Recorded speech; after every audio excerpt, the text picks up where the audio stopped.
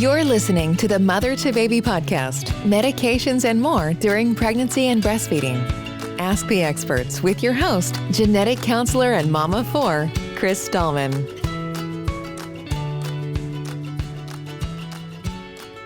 This episode contains evidence-based information that's current as of the day recorded and may change as more data becomes available. Also, quick disclaimer. The opinions shared by our guests are their own and don't necessarily reflect the views of Otis MotherToBaby. To get the very latest information about this topic or other topics in pregnancy and breastfeeding, please contact a MotherToBaby specialist at 866-626-6847, by text at 855-999-3525, or through our website at MotherToBaby.org.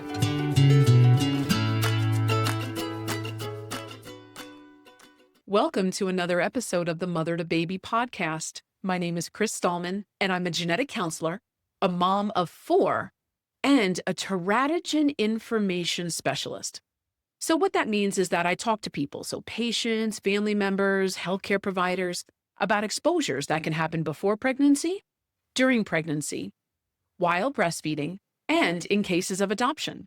And an exposure can be anything. So it could be a medication that you're taking, a chemical that you work with, a food that you eat, or it can be a condition that you have. Here to talk with us today about epilepsy in pregnancy is Dr. Kristi McIntosh from the University of British Columbia. Dr. McIntosh, welcome to the show. So thank you so much for having me. My name's Kristi McIntosh. I did my PhD at UBC, University of British Columbia, where I studied anti-epileptic drugs and seizures during pregnancy and after pregnancy and breastfeeding as well. I now work at the British Columbia Institute of Technology, where I'm the program head for an electroneurophysiology program, which is basically training of EEG technologists. So still sticking to my roots. And I'm also a mother of three and have also lots of lived experience that I can speak about as well. Excellent. Before we get a little bit further in, can you tell me, what is an EEG? What does it do? Sure. So an EEG is a diagnostic test that is used to detect epileptiform activity and also diagnose epilepsy. Does it look at brain waves? Yes, exactly. So It looks at brain waves. A lot of people ask us if it's like a brain scan or something just like a slice in time, but it's not. It's actually looking at brain waves over 20, 30, 40 minutes. Can you share with us a little bit about your epilepsy diagnosis and if or how it impacted your thoughts about pregnancy? Yeah. So the thing about my epilepsy diagnosis was it was actually occurred when I was 10 years old. So, when I was 10 years old, I wasn't really thinking about this sort of, family life or future pregnancies or anything like that, of course. But eventually, when I got into my teenage years, and I believe I saw a counselor at that time at the epilepsy clinic, she did mention this to me, and I actually started folic acid when I was 20 years old. So I was not in a rush to get pregnant at all. I didn't have my first child till I was 35. But as I transitioned out of the pediatric clinic and into the adult clinic, we started to have those conversations about, if you are ever going to think about pregnancy, we need to have conversations in advance, and you should start on folic acid now as soon as you're of reproductive age. What were those conversations like when you were trying to plan for pregnancy with your providers about medications, treatment? What was that like? Yeah. So everybody told me that I should, everything should be as planned as possible in advance. I know that 50% of pregnancies are unplanned. And even for myself, of having three, one of my kids was unplanned. And that was actually quite a surprise to me. And I remember even thinking, oh, I can't believe this happened to me. Eventually, as I got older and I knew that it was, if I was going to have a family, it was getting sooner than later that we were going to start thinking about that. it became part of my plan as to how to approach it. However, I had already been working in an epilepsy, in an EEG lab and an epilepsy clinic for about 12, 15 years. So I was just already familiar with the conversations. I didn't have to particularly be educated about it, which perhaps was unusual because I think most people do. However, ultimately, we had to come up with a plan that was specific to me. Were there any medication or specific lifestyle changes that were really helpful or really important for you to focus on during pregnancy? Yeah, so there were a few things that needed to happen. I was on divalproex, which is known to be a teratogen. So we had to address that.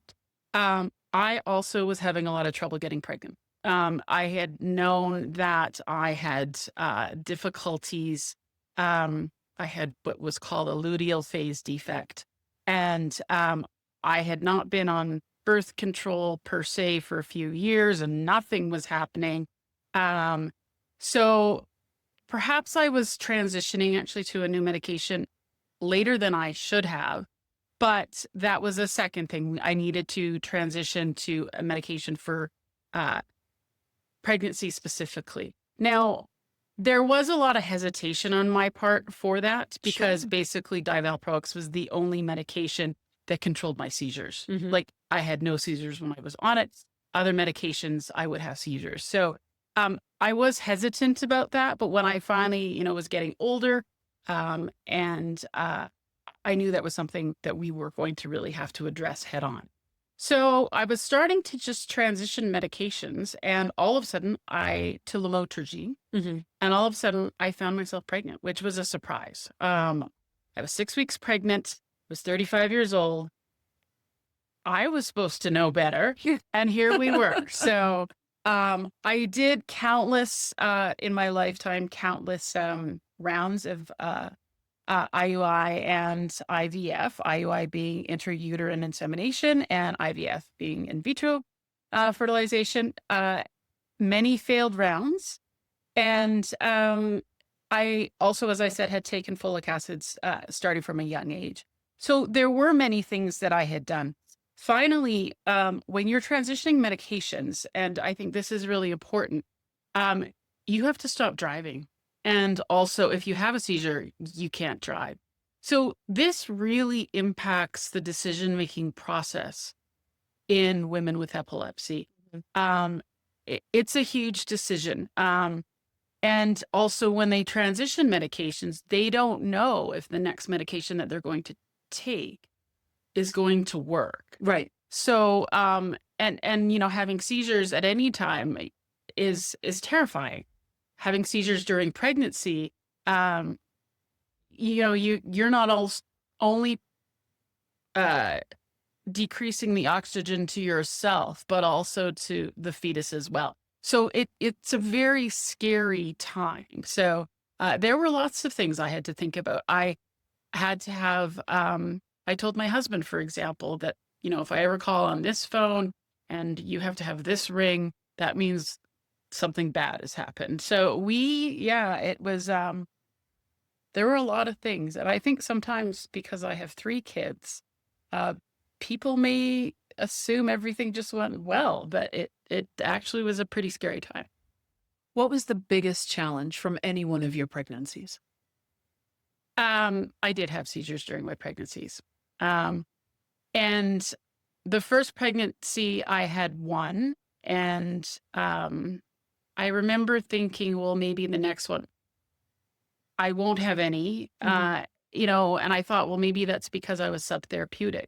See, I never knew if it was just that I was subtherapeutic or if it was because, which means, not having enough drug on board, or if I was taking a new drug that just wasn't effective, didn't work. So I never really knew, and I always was crossing my fingers. First pregnancy, I had 1 seizure. Second pregnancy, I had 2 seizures. Third pregnancy, I had 3. So I was always hopeful and actually quite scared. I didn't like being alone. You mentioned that, of course, scary, things were difficult. How did you and where did you find support in those moments? Or was there a lack of support? There was a lack of support. It was a difficult time. I did find at times I knew more than my caregivers. Um, I truly feel I'm very fortunate in that I can advocate for myself. And I realize the majority of people cannot to the extent that I am able to do so. And the majority of that was because of just my education and my work experiences with people that had epilepsy. So I knew the challenges, yet I still wanted to have kids. So there were the lack of the support, honestly, was most apparent as soon as I had my babies. Then I felt it kind of all disappeared. I also sometimes didn't get enough support with regards to the things that my caregivers felt they didn't know. So an example is when I was pregnant each time, they all wanted me to have an epidural. I wanted to anyway, so it wasn't really an issue because I just wanted one. But they wanted me to have an epidural because they felt I must not be in pain because a pain could bring on a seizure. Sure. Okay. Which actually has never really been a concern of mine. I have broken arms and bones and, gallbladder attacks and things over my lifetime. I didn't worry about seizures. And at the time, people didn't really either. But during pregnancy, all of a sudden, this was a major concern that I might be in pain when I gave birth. Wow. So that was one thing. The second thing was breastfeeding. I, with my daughter, had planned to breastfeed, but she was actually born 2 months early. And she was born 2 months early because I had placenta abrupta. I had pneumonia and actually had broken a rib, and they felt it was all kind of... So I started pumping in the hospital when she was little, tiny baby, and she was in the NICU. And then all of a sudden they came in and they told me, no, we really don't want to give your milk to her because we don't know what is going into the breast milk. So put that on hold. So no. And I had fully intended to. So second pregnancy, similar conversation. Third pregnancy, I said, look, I really want to breastfeed. And I know that levetiracetam, which was the medication I was on for my third pregnancy, goes into the breast milk minimally, but it does. And I knew they were very concerned about that. And the medication that I had been on, divalproex, which controlled my epilepsy, I had not been on during pregnancy. And it actually doesn't go into the breast milk. So kind of funny how it worked out. And they said, well, you can transition and it's going to take a long time. And I said, can't we just do this in the hospital? Like, can we just do this all by IV? And I was really surprised that I had to come up with that option. I gave birth. We just did that and everything was fine. It just really surprised me that an answer, basic answer, something that was so achievable, I had to come up with. So this was the surprise I had about the support, about how can we make this happen? Yeah. Wow. We get a lot of questions at MotherToBaby about medications that could control seizures or anti-epileptic drugs if they're being used in a different way for mood disorders and things like that. And there's been a lot more information on breastfeeding in the recent past, which I think is really good. But there is also still a subset of the population, probably more people than we know, of course, who are saying the same thing. Like, I'm being told not to breastfeed. I'm being told not to take this medication, even though the information is better than it's ever been. And like you said, it is so interesting about the valproic acid because we know that it can increase the risks in pregnancy, but it doesn't have the same profile in breastfeeding. Yeah, it's really funny, actually, that it's a switch, right? Yeah. That you just, and then it's something that you can easily approach, really. So I was surprised, despite the fact that I was getting advanced maternal care, both from an OBGYN and also my epileptologist, that I still was the one to come up with that option. Right. Yeah. Shows the true importance of you being able to advocate for yourself. And I know you mentioned that is not an option for everyone, but I'm very, very glad that that was an option for you. Yeah. And as an epidemiologist too, like I know with epilepsy has decreased socioeconomic status. People also are more likely to have comorbidities with epilepsy, more likely to be smokers. There's so many things. And so I know it sometimes is really difficult to advocate for yourself. And also like a lot of people that might be able to change to other medications, they can't afford, like, because like valproic acid, like not nearly as expensive, for example, as levetiracetam, right? Sure. So, accessibility, and even for the people who do suffer from infertility during, prior to pregnancy, assisted reproduction, like, is definitely off the table for so many people. Yes. Especially here in the United States with the, our healthcare system being different than that of Canada. Yeah. And it's a high ticket item for a very, very wanted outcome. For sure. So for people who have epilepsy and are considering pregnancy, or maybe not considering pregnancy because they have epilepsy, what would you like to tell them? What do you want them to know?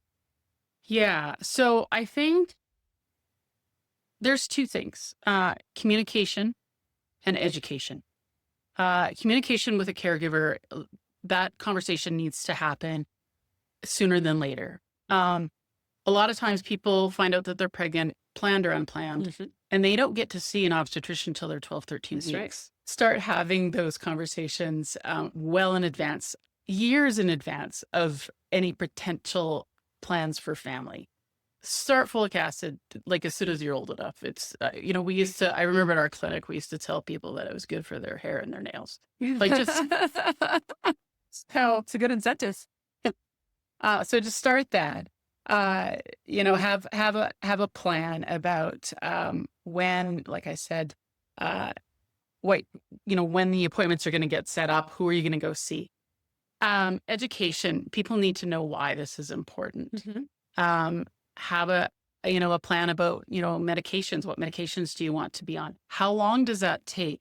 Because I also think there is this misconception that some people think, oh, well, I can go on this medication when I get pregnant and I'll just like stop this one and start the other one the next day. That has to be understood that that's not something, it just doesn't work that way. So it's something that takes many, many weeks to months. So, and then also I think patients do need to be supported after they give birth. It's not over. And that's actually a very vulnerable time. Dr. McIntosh, thank you so much for being with us today. Thank you for sharing your story. And thank you for the work that you and your colleagues do. I will give a full disclaimer. One of my children has epilepsy. And this is incredibly close to my heart. And I think the more information we have, the better. Certainly the communication piece is absolutely essential. So thank you. I really appreciate it. It's just been wonderful to be here. Thank you so much for having me. And that's going to do it for this episode of the Mother to Baby podcast. Be sure to hit that subscribe button so that way you never miss a new episode. And you can go back and listen or re-listen to some of those older episodes as well. You can find us on iTunes, Spotify, Audible, or however you like to listen to podcasts. And if you want to be on the podcast or if you have an idea for the show, we would love to hear from you. Please feel free to email us at contact@MotherToBaby.org.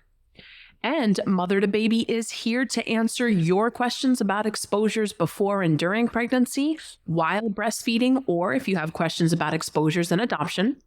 You can reach us by phone at 866-626-6847. By text at 855-999-3525. You can visit us on our website, MotherToBaby.org, and there you can chat with an information specialist.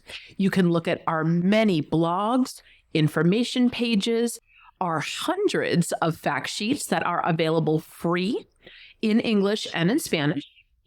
And you can also listen to our podcast. Or find out how you can participate in our pregnancy studies. If you would like to support the Mother to Baby podcast, as well as all of the ways we get critical pregnancy and breastfeeding health information to you at home, we have a new way to do just that. Encircle is our new monthly giving society that helps ensure we can continue to provide our services at no cost. Join the community today and encircle parents and babies in health. Members will be recognized on the podcast and website. Visit mothertobaby.org/donate today. Until next time, remember, Mother to Baby is here for you. Take care.